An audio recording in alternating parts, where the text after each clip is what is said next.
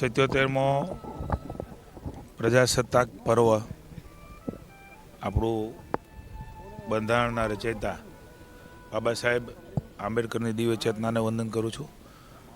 સમગ્ર દેશમાં લાડીલા વડાપ્રધાન અને વૈશ્વિક નેતા મોદી સાહેબના નેતૃત્વમાં આ રાષ્ટ્રીય પર્વની ઉમંગ અને ઉર્જા સાથે ઉજવણી થઈ રહી છે.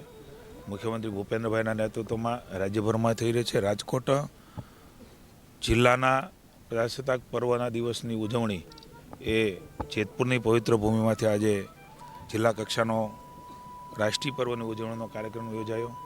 77મા પ્રજાસત્તાક પર્વ નિમિત્તે સૌ ગુજરાતવાસીઓને, રાજકોટવાસીઓને ખૂબ ખૂબ શુભકામના આપું છું.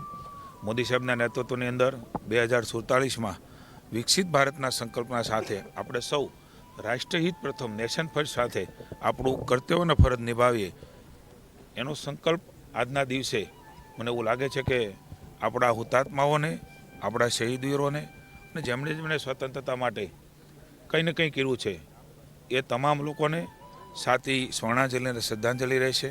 પુનઃ એકવાર આપણા પર્વ નિમિત્તે પ્રજાસત્તાક પર્વની આપણા બંધારણના રચયિતા બાબા સાહેબની દિવ્ય ચેતનાને વંદન સાથે ખૂબ ખૂબ શુભકામના આપું છું.